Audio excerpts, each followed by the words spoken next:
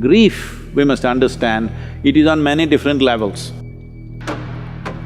Somebody close to them died somewhere, they will feel this because within the body there is a certain process. Because what you call as a parent is the basis of this body. There is a very deep memory connection between the two.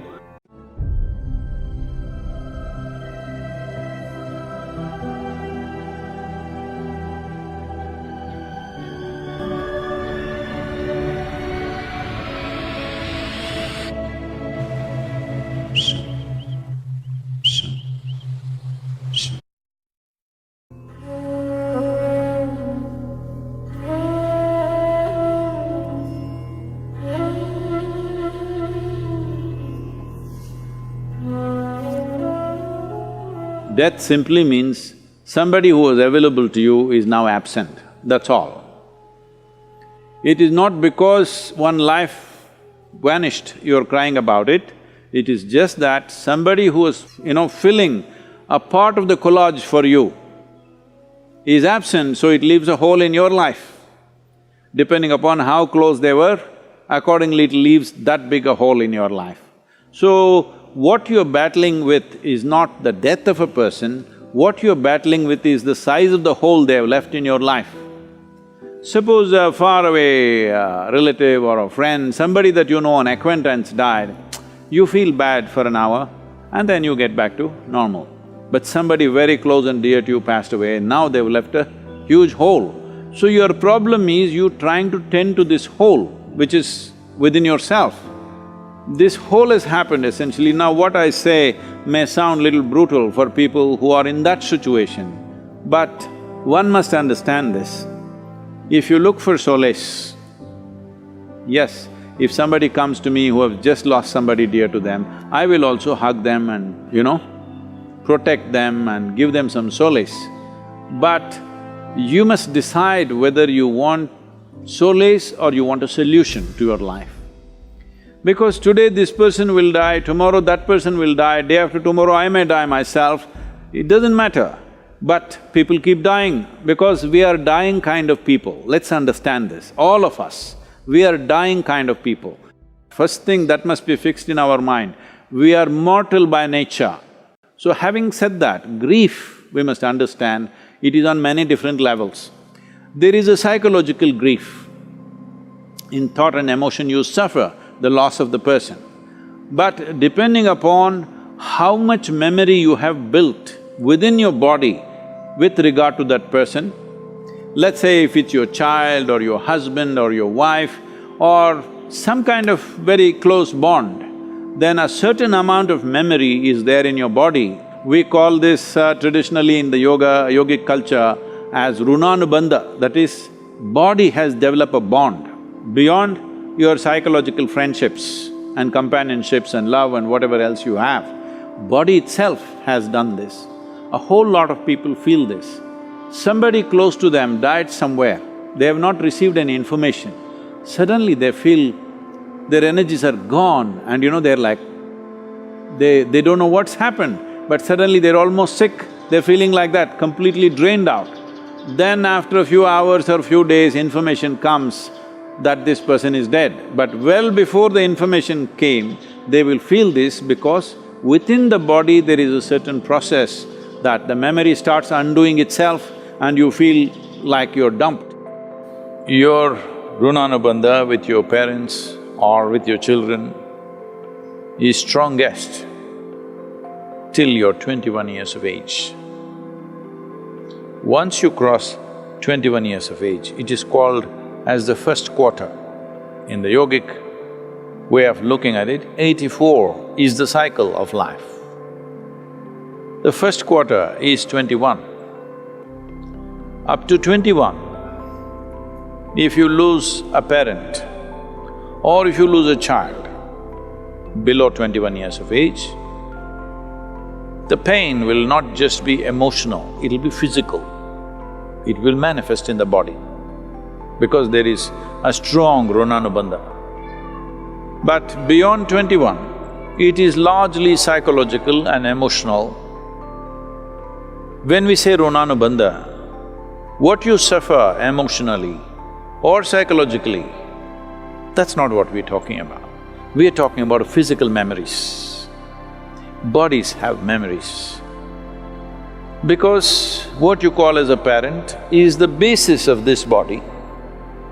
There is a very deep memory connection between the two that is at its strongest till 21 years of age. Once you pass that, it is weakened. Is it gone? Not totally gone, weakened. Let us say you're 42 years of age and you're a man, then you still have a reasonably painful runanubandha. But let us say you're 42 years of age and you're a woman, your runanubandha is almost negligible. Not that it's not there, it's there, but very, very low. So, the suffering that you go through is largely emotional and psychological. If you're psychologically very stable, emotionally balanced, you will see you will handle it quite effortlessly because there is no physical turmoil going on in the system. But the same thing, if they lose their husband, that runanubandha is physically painful because that is a different type of runanubandha. A child below 7.5 years of age doesn't have much runanubandha. The mother and father may have enormous runanubandha, but on the other side, there is not much runanubandha. This is not just for psychological reasons. A child below 7.5 years of age doesn't suffer much, doesn't go through the turmoil physically. May suffer because of not being taken care of and, those kind of situations if they are there.